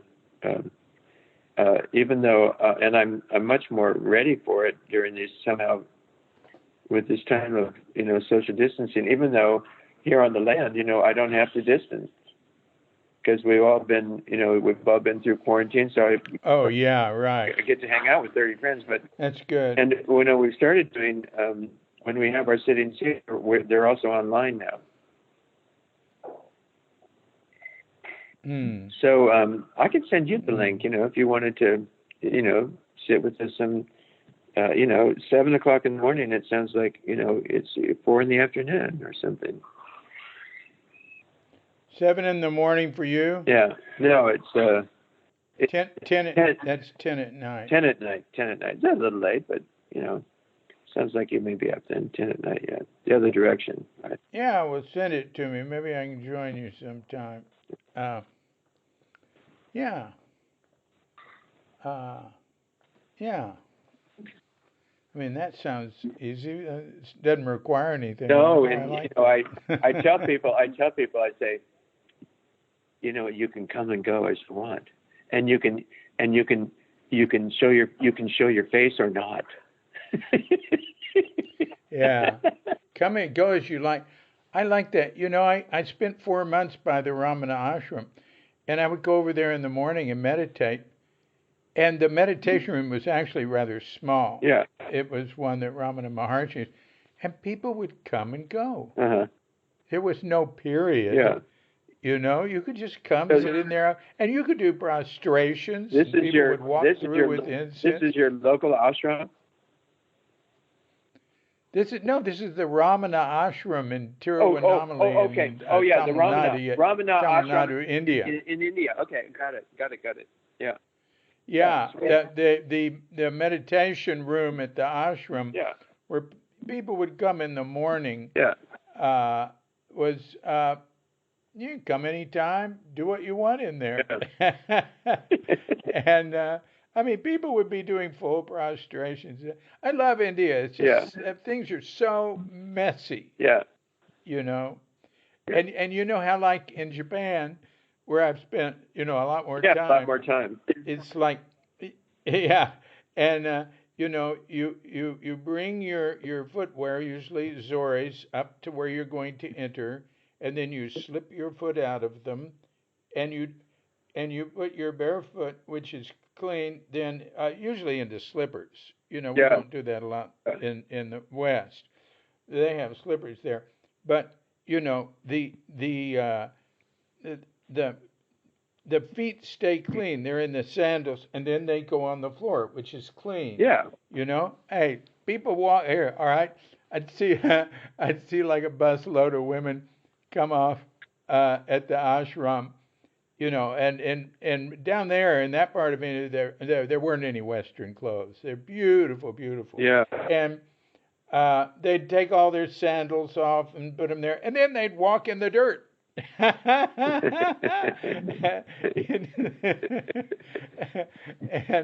it was not it was the opposite of Japan in so many ways. Yeah. Yeah, it's all curious. Margot, you want to say hi to David? I thought that. Hey. I recognized your voice. We got the same. Hi, Margot. Hi, David. How are you? Hi. How are you? Oh, good. Yeah. We haven't had Good. How are you, David? Yeah, I'm well. I'm well too. I mean, you've probably been enjoying this to some extent, I hope. The great. Yes. Oh, yeah. It's been great. It's been very pleasant for me. Yeah. I would suspect your life hasn't changed much. Well, Katrinka's in America. Oh, okay. Oh, I didn't know that. She's been there 2 months. She got trapped. She left at the perfect time. Oh, I see. And she's with her son and his wife and her 2 grandkids on the Oregon coast. There's everybody's practicing distance, physical distancing, but nobody has the virus where they are, and it's very, they go to the beach, they take walks in the woods, they go to the river for a picnic. Sounds like. And just today, her flight back was canceled. She was going to come back in 6 weeks, but it's been over. Yeah. No, it's almost 2 months, and then today her flight in June was canceled. Okay. She might be able to come back the second part of June, but I think maybe not till July. But look, whenever she goes to America, man, I just work more. I love it, and I miss her and everything. But we've been together, 16 years constantly. Congratulations, Dave. I love it. Yeah. Yeah. Good for you and her. And we're very compatible and everything, and I like having her back. But she's fine there. I'm fine here, and I'm really working around the clock. And so the difference between now with the virus is just a little more intense, right? Yep. And now the beach is closed. There's a beach 10 minutes away. That's where the open space is here. Wow. So So, I mean, is this building for you? there's some fields I can get in. What? What? Is this building? I mean, is this like they're shutting down more now? I don't know what part of the curve you're on in Bali. Oh, Bali is a mystery to epidemiologists who thought it would be an epicenter of virus in Asia, and it just has not happened. It's the hospitals aren't busy. There's not extra cremations. I mean, nobody trusts their numbers here. There's very little testing, but there's only been 4 known cases of people dying here so far. But listen, I'm not buying into any sort of positive projections. I'm just waiting for it to hit. I'm going to send you something that somebody sent me. Actually, Donna, you remember Donna Harvey? Oh, very well. Okay. So she sent me something via actually Carol Wyman. I don't know if you knew Carol, who was with Dan Welsh. Yeah, I know Carol. I know the house. I know I visited with Carol there, and I know it very well. Yeah. So KC. Yeah. In fact, KC and I were together in Tiruvannamalai in India. Okay. I mean, not living She's together. She's in India. But she was there with her husband. Yeah, that's what she is now. And they had a house there. They do. And I'd see him at the ashram, and I'd go visit. Yeah, it was Go still on. there. She's still in India. She stayed in India when this whole thing hit. I'm jealous of you guys. That sounds like heaven where you are to me. I mean, I really miss like wide open spaces. Yeah. It's you don't have that here so much. I mean, where I live, you don't, and I'm not getting out. But it's all right. I mean, it's not bad. They're very nice people here. I'll say that. Yeah. I love relating with them. That's my favorite thing here. Yeah. Aside from working and sitting zazen, it's just relating with the people. I love them. Yeah. Well, I'm glad you're well. I expect you'll stay well. I'm gonna go off. Yeah. You too. Okay. Well, Margot and I met. I think we figured out it was 1978. Well, oh, really? She came to a class I was doing at Page Street. And when I held up a flower to talk about the Buddha and Mahakashapa, and she says I handed it to her. As though she had meant to be. As though she had the true Dharma eye. So. Wow, that's cool. And then somewhere around then we had a date, one date where we had met in the crosswalk outside of Zen Center there, and then rather than standing in the crosswalk, we walked back to one curb and started visiting. I said, how are you doing? She said, good. It's my birthday. And then I said, well, do you have any plans? And she said, no. And I said, well, why don't I take you to dinner? So we went over to the Santa Fe Bar and Grill in the old University Avenue there. It was really fabulous. Mark Miller or Jeremiah Tower or somebody. Yeah. No, Mark Miller. Mark Miller, yeah. I think. And because he had a place in Santa Fe too. Yeah. That I would eat at on special occasions, a little pricey. Yeah. Okay, well, thanks so much for visiting. And God, it's great. Yeah. Love it. Yeah. Yeah, it'll be pretty good, but it'll take me hours on it. I mean, audio is unbelievable. I was telling Michael Katz, I said, God, I need an editor, I need a producer, I need staff. There's so much I'm doing that somebody else could do. Yeah, I understand. It's pretty ridiculous to try to do all that stuff yourself. Devotion, labor of love, devotion. Right. People say, what are you doing? Are you writing? And I said, no, I'm just being a secretary for myself. There you go. I know. I don't, and I don't have a very good secretary, I'm afraid. So a lot of things fall by Yeah. the wayside here. So, Well, I should say though, right now, that there are people who help me. yeah, There's a guy named Peter Ford who's been helping me for like a decade, yeah. and he does massive amounts of Well, work. good for him. And my websites and what I do, he's doing stuff. In fact, he and Danny are working together now on something. Yeah. And there's tremendous amount that's done by others. And through the years, really, literally, hundreds of people have helped. Some a little bit, some a lot, and there's always people helping. But still, it's not enough, you know. Yeah, right.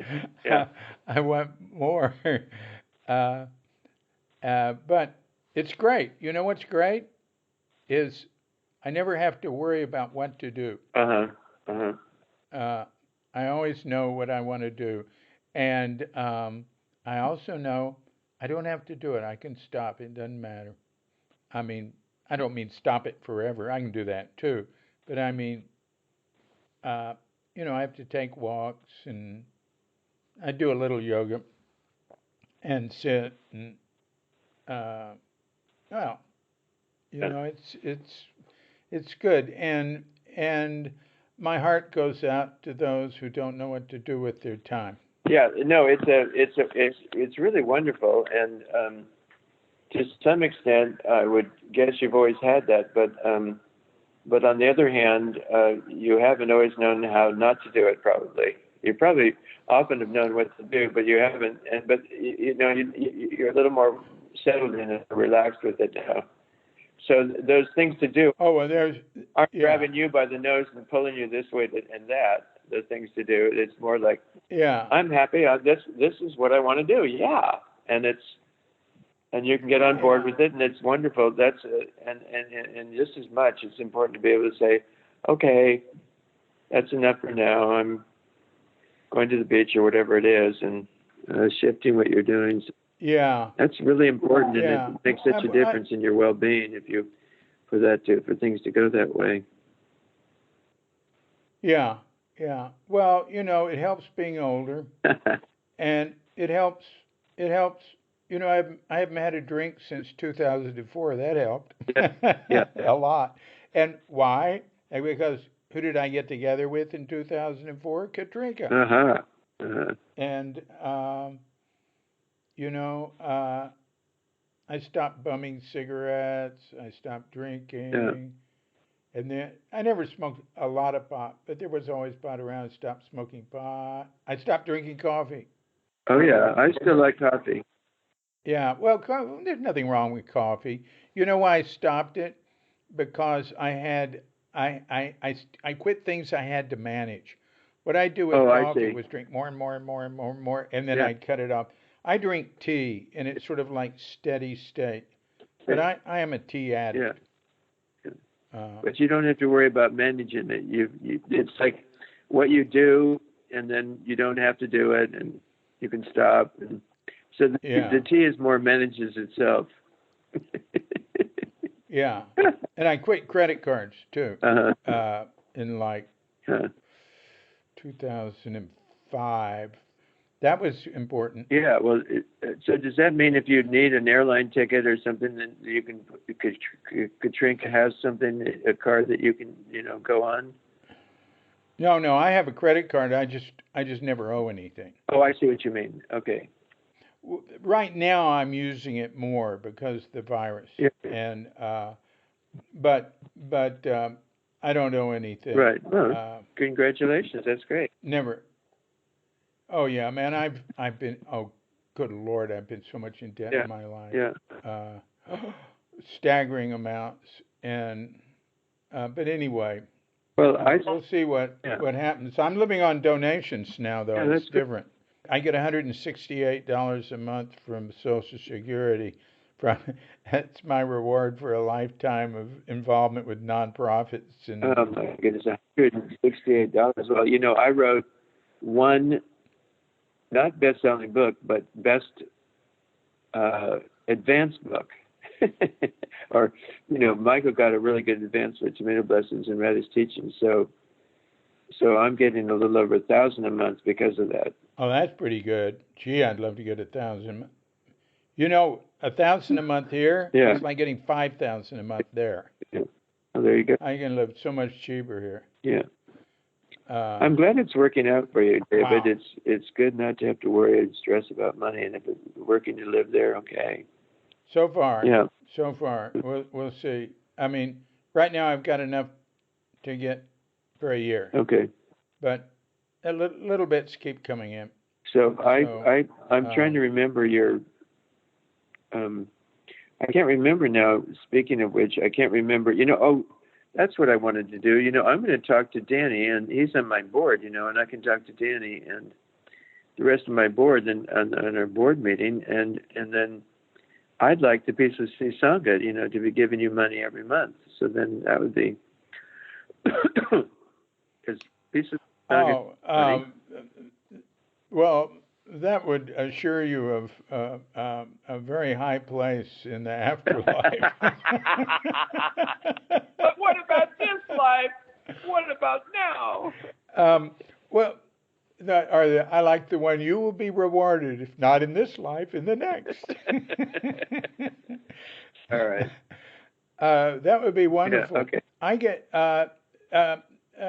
Richard Baker's, both his places, Crestone and Germany, give me Sweet. regular Good for him. donations. That's Good nice. for them. Yeah.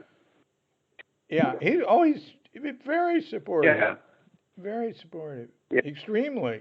Yeah. Well, going back to, he wanted us to support Lama Govinda and Tom Cleary, and it's always been one of his positive attributes there to take care of certain people. By the way, I stopped drinking. I may or may not be starting again, but if I am, it's so far I'm having 2 sips of well, right now it's Paul Disco's apple brandy, but from Oh yeah. I stopped drinking on the 31st of December, and then I didn't have to drink until a week or 2 ago. So it's about 4 months, and yes, it's been fabulous. And I have better energy, and I sleep better, and a lot of positive shifts. So I'm aiming to be careful and not get completely started again. Anything like I was before. Not that it was excessive. It's just that I wake up. Now I wake up refreshed instead of waking up tired, and so on. So yeah, figure it out. Yeah. Well, I always was working and doing things and stuff, but I'm just such an indulgent person by nature. Understood. That and you keep studying. That's what I love about Beginner's Mind and Suzuki Roshi, and figure it out, dude. Yeah. You've been figuring it out, so okay, yeah. Yeah. Incidentally, December 31st, the last day I had a drink too. Yeah, you quit on the 1st. I quit on the 31st. No, I quit. My last drink was at 11:30 p.m. 2004, December 31st. Oh, I see. Yeah.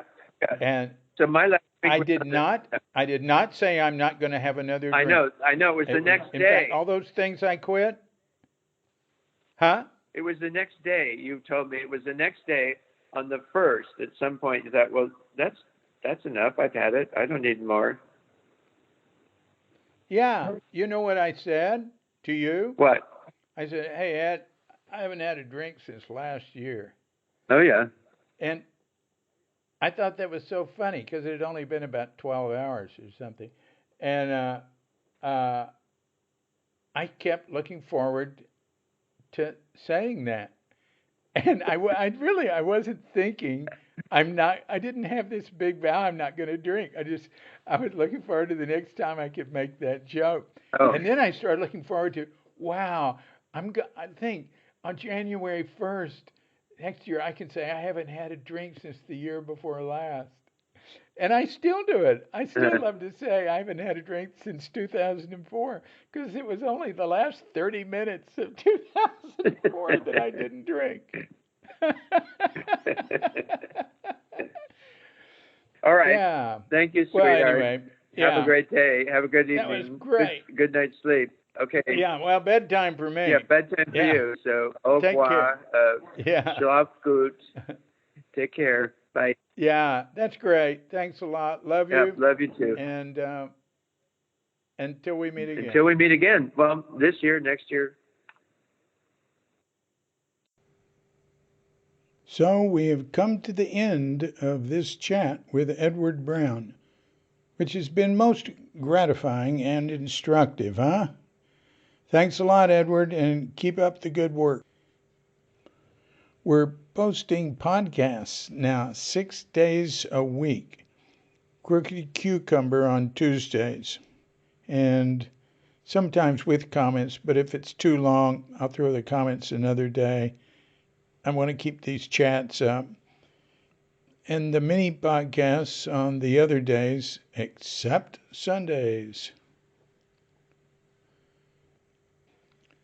You know, if you'd like to make a contribution toward keeping the Cuke Works going, just go to cuke.com and tap on the donate link. It's very easy to do, self-explanatory, PayPal or check. There's a donate button on the Cuke Audio Podbean page as well. And I am DC, the poobah of Cuke Archives and Cuke Audio, saying thanks for joining us. So, fare thee well.